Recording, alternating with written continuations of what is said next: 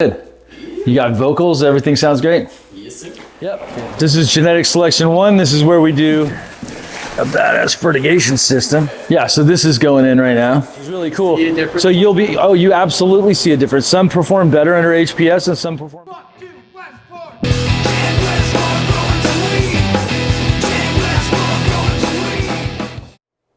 What's up, everybody? I've been on the road for nearly 40 days, so expect some travel vlogs. But in early September, I flew down to the San Francisco Bay Area to meet up with the person that I consider to be my grow mentor, James Loud. I was there to be a guest on the James Loud podcast, and he was also gracious enough to give me a tour of his facility, which means you are going to get that tour too. So here we go. I arrived at SeaTac Airport early enough and hopped on the tram to my terminal where I would kill just a little bit of time. The airport was fairly empty and security was a breeze, but I looked to my right and there was a mad dash for the escalator, so I picked up my pace just a little bit.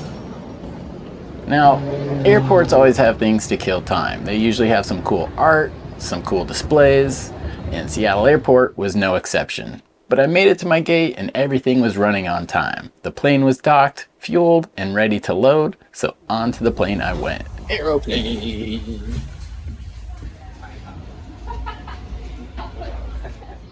We pushed away from the gate and settled in for the 2-hour flight between Seattle and San Francisco.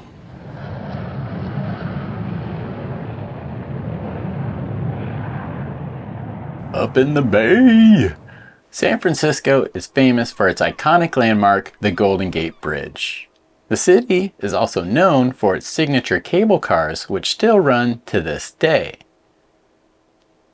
I've been fortunate enough to go out to Alcatraz Island, and I've also taken my time to just observe and soak up the atmosphere in the city. But two of my favorite places, I lived in this area 20 years ago, are Chinatown and the Pier. Chinatown has always been a spot I've enjoyed. Not only is there deep cultural history here, there is some deep-rooted skateboarding history too. You know what it is, every skater knows, dude. It's fucking China Banks. Pier 7 is where all of the skateboarding takes place. I've even broken an ankle there. But Fisherman's Wharf and Pier 39 should be on everyone's must-visit list. It's a fun atmosphere, there's cool little shops, and, of course, the sea lions. But watch out, they can get aggressive. Hey everybody, I have touched down in San Francisco. I am about 1.5 miles away from the facility. I am freaking stoked to go get the personal tour from James Loud, show me around the facility, take a look at all of those lovely plants. And you know what? The best part is you get to join me. So let's go. Let's head over to the facility now. Before I get going though, I'm gonna roll a few joints. I am not very far from the cookie store, but lucky for me, I brought some Twin Peaks. The room is smelling good, but okay guys, here's the part where you gotta promise not to laugh. I still need a dollar bill to roll a joint. After 30-something years of smoking cannabis, still can't roll a decent joint. That's why they invented pre-rolls. So 10 minutes and 2 papers later, that's what we got. Okay, so I was about to head out of the door and I got a text from James. He had to take care of something that just couldn't wait. So I had a couple of hours to kill before meeting up. And just a few cities over happened to be the oldest Japanese garden in California. So I took a little trip out to see it. All right, we're about to enter the Japanese garden here. That cool little house going on over here, kind of that traditional architecture look to it, to the skyline. Japanese gardens. All right, guys, let's go inside. So what do you guys think? Cool throne? Not too bad. It's beauty everywhere. Just the way that they've manicured this. I mean, does it remind you guys of anything? Can you say lollipop? You know, I've often found that some of the best growers are not just strictly cannabis related. A lot of them are out there in their garden with their veggies, with their fruits, but that also extends to trees and other types of nursery plants and horticulture. I mean, you really do see a lot of the same things that we do go on with a lot of these plants, trees, and shrubs. So there is a connection. There is a lot that we can learn from traditional horticulture and agriculture. Don't just limit yourself to cannabis knowledge. A lot of the knowledge, again, comes from these other places. We figure out how it works, we remix it, we translate it into what we love. So get out in nature every now and then. Stop being behind the computer, go get some fresh air, smell the trees, enjoy life. I hear the sounds of flowing and running water now.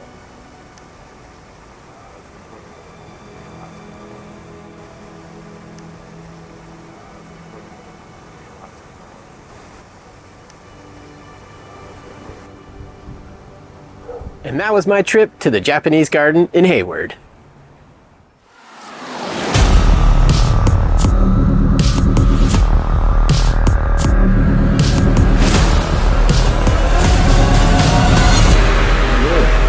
You got vocals, everything sounds great? Yes, sir.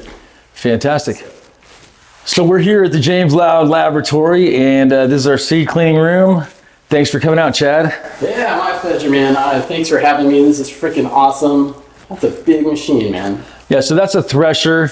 We can do about 20 million seeds a day through our thresher, and then we got a seed cleaner in the back that we can run somewhere between 4 and 5 million seeds, depending on how many different varieties we're cleaning. You know, the more time consuming it is. If it's just one, we can just run them through, especially if it's all homogenized. It's like boom, boom, boom, and we get some nice clean seeds. You can see the whole process on the screen up here. This is our viewing area, and we have this special room. So if we're cleaning your seeds, you can sit here with the stool. If it takes 8 hours, you can hang out. You can put sports on the TV if you want. But if we're cleaning your seeds in here, then you can actually watch. And they're all considered hemp. So you come in with your product, you have your bags of hemp seed. We separate it all. You leave with your seeds, your trim, whatever, you know, it all goes in and comes in with you, also leaves with you. So it's a fun process. We do it all for in-house as well, but really like it's a nice service that we can, you know, service our friends with. Here? Yep. This is genetic selection 1. This is where we do variety testing, pheno study, otherwise known as pheno hunting to the cannabis industry. And we have a lot of fun. You can see these are happy, healthy plants. Each one of these plants is uniquely different. We have, I think, 70 different crosses in here. Some we only have 3 of, others we have 20 of, and others we have 30 of. And so it just depends. We're doing some small testing with for rare cannabinoids. We're also looking at diversity, being able to throw in diversity. As you can tell, we have green stems all the way up pretty much. So we got happy, healthy plants. These are in flower about a week. So today we're actually going to be going through and sex testing, looking for males and females, right? So we're going through our rooms, trying to determine if they've turned female, if they've turned male from a vegetative plant. Well, when we go from vegetative to flower, right, they all start to show sex within 5 days. You can really start determining like male, female, sometimes sooner. Sometimes even as they get tall, you can tell before. Like, we're also looking for hermaphrodites. Okay, yeah. We're looking for sacs, right? So intersex traits, intersex expression. We're looking for all those issues.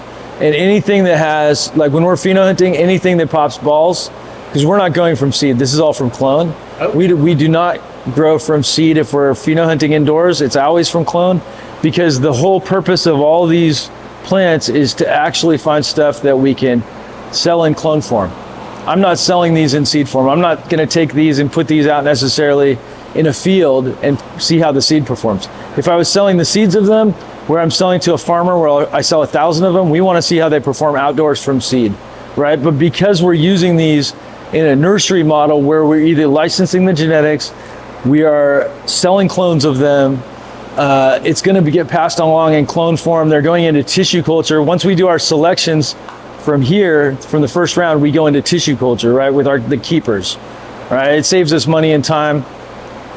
Wow. We take clones of these, and then the clones get turned into tissue culture. But these are the first clonal generation from seed, and it gives you a better insight on what the thing is going to be. We're going to grow these out at least one more time, maybe 2 more times. So we'll be into the 3rd clonal generation before we make our final pick and winner.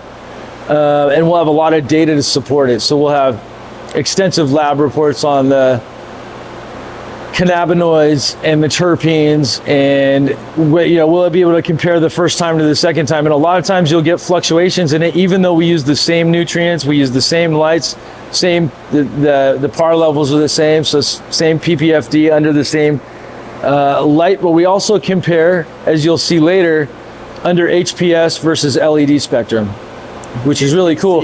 So you absolutely see a difference. Some perform better under HPS and some perform better under LED. There's not a lot of people that have compared the actual data at scale, and that's kind of what we're doing.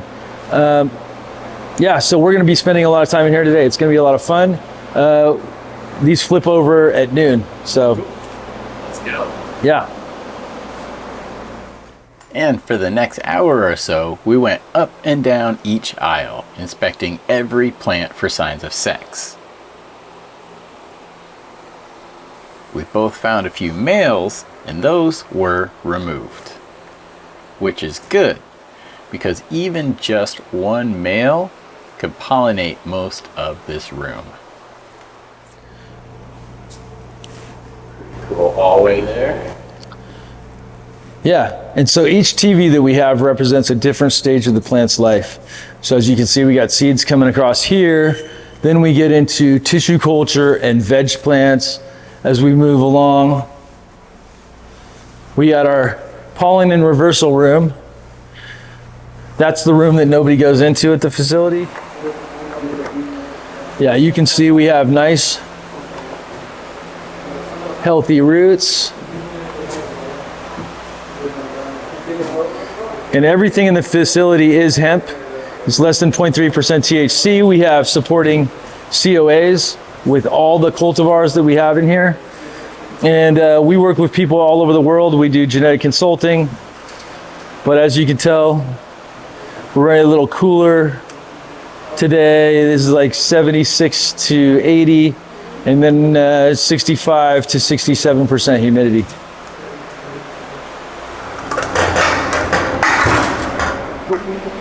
So yeah, we do Grodan Rockwool for everything as far as nursery wise. I feel like it's the most consistent results. So we use the Hugo, which are the 6x6s, and then that's for all our moms. And then we basically cut clones into the smaller Grodan cubes. We get really good consistency. We store, there's 100 different cultivars in here right now, and that can change from month to month. But everything you could imagine across the board. So we use Dragon Alpha lights by Science. They're spectrum tuned lights specifically for veg in this instance, and they work really well in this room. But now it was time for why I came. And with the red carpet rolled out for me, I made my way over to the James Loud podcast studio. I've watched every episode. Sunday mornings, that is my tradition. I've been watching James for years, and I was thrilled to be in the new studio. The mural was well done and larger than life. So were the pictures of all the previous guests hanging on the wall. It humbled me that in just a few hours, my picture was going to be hanging up there too. But first, we had the tough job of sampling dozens of new phenos. We usually don't wear lab coats in here, but today's an exception. We take them off outside, but so we're gonna go through some phenos real quick. You can see some fun flower, fun flower, fun flower, fun flower, fun flower, fun flower, fun flower. And then we got down to business. You can catch the full episode premiering on November 10th on the James Loud Genetics YouTube channel.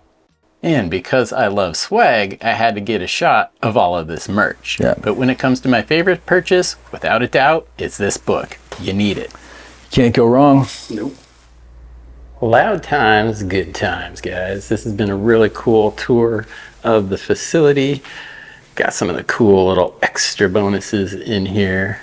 Who doesn't love a good skate deck display? I know I do. But yeah, this is kind of the inside of the studio at the James Loud Lab facilities. Some more cool stuff. Get some candies. Yes, got some water. Good times, everybody. Good times. Just enjoying myself a nice little walk before I go get on the airplane. I'm in San Mateo or Foster City. Not quite sure. But if you look over there on the end, that's San Francisco in that haze and the fog. Big city, but I'm enjoying a little bit of this nature walk. Again, nature is an important thing. That's why we love plants. That's why we love being outside. It refreshes the soul, brings a little bit of happiness to you. It's good. If you haven't had any lately, go get you some. So, yeah, it's my walk before I go catch the plane today. It's been a fun trip.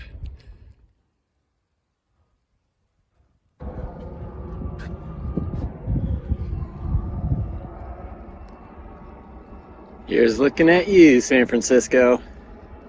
Westport has a posse.